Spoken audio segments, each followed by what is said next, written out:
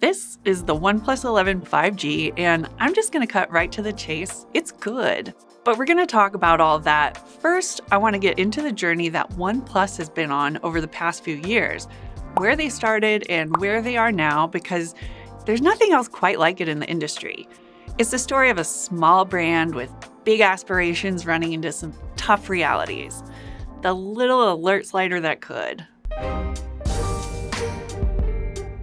Years ago, OnePlus made a name for itself as an underdog breaking into the smartphone market. They had outside-of-the-box ideas and low-cost devices that undercut the big guy. Kind of a David and Goliath story. The company gained a cult following and grew a reputation for listening to its fans. But here's the thing, it was kind of one of the big guys all along. OnePlus has always been a sub-brand of Oppo, which is one of the biggest smartphone makers in China.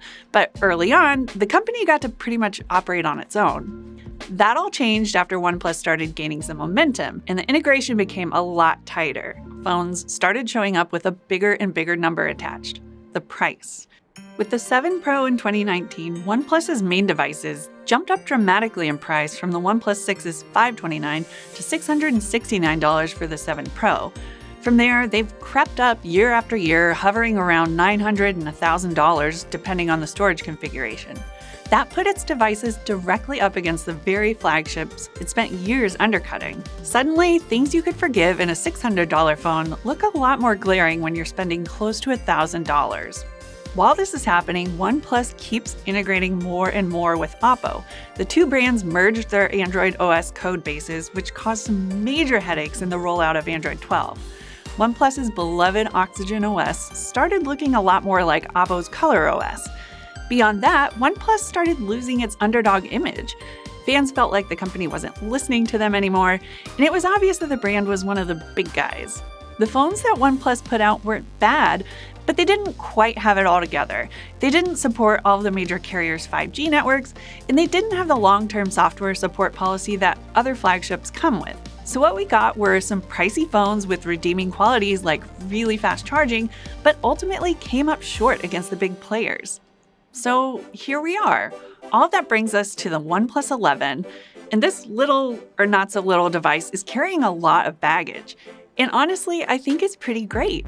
OnePlus has corrected some of those earlier missteps. The price makes sense, it comes with 5 years of security updates, and it works on all 3 major carriers' 5G networks in the US. But the path to get here was a little messy, and there are 2 questions in my mind. Who is this phone for, and are they going to buy it? And did OnePlus put all of its eggs in the right basket by going in on fast charging? That was 3 questions. Just go with it. Here's what the OnePlus 11 brings to the table. It's not too shabby when you consider the Galaxy S23 has a similar processor and RAM and storage configuration for $100 more. OnePlus gives you that bigger screen, though, and that's what the people want.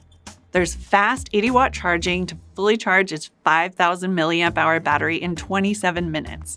I've seen this feature on a handful of OnePlus phones, and I'm still kind of blown away when I plug it in and watch the battery percentage climb right in front of my eyes. And of course, the beloved alert slider is here. OnePlus left it off of last year's 10T, but it's back. Thank goodness. Is this really the thing that's going to get you to buy the phone?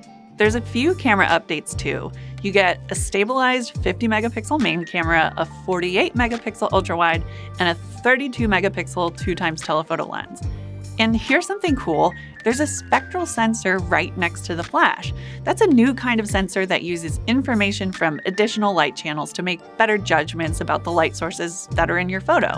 In theory, the result is more accurate white balance, which continues to be a struggle for phone camera systems. But the thing that makes the biggest difference to OnePlus's image quality in the 11 are the tweaks it's made to its image processing algorithm. The photos from the OnePlus 10 Pro tended to look a little overbrightened and washed out, but this time around they have better contrast and richness. Unfortunately, these improvements haven't made it to the telephoto camera. Photos are still a little washed out and soft looking. It also has a hard time keeping the shutter speed up in dim light. My toddler wasn't moving much at all in this situation, but it took a handful of shots before I got one that looks sharp. I also like the colors and contrast better from the main camera in the same scenario. OnePlus kind of rebranded the telephoto camera as a portrait lens this time around. It's the default lens for portrait mode, but you can use the standard wide too. Portraits from the main camera look nice, and I can see there's a little more natural fall off in the background blur. But I don't really care for the 2x portraits, and I wonder if OnePlus would have been better off skipping the telephoto lens entirely and just using a 2x crop from the bigger main sensor. If OnePlus is looking for more ways to cut costs, then this might be a good place to start. The ultra-wide doubles as the macro camera this year, which I much prefer over a silly low-res dedicated macro sensor.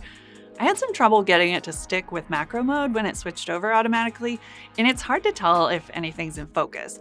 But when you get it, shots look good. In other good news, there's no more monochrome sensor or anything like that. Good riddance. Battery life is good. I can get through a busy day just fine. In day-to-day use, the OnePlus 11 feels as fast as any $1,000 flagship. I can bounce between apps and tasks quickly, and the screen looks smooth and feels responsive.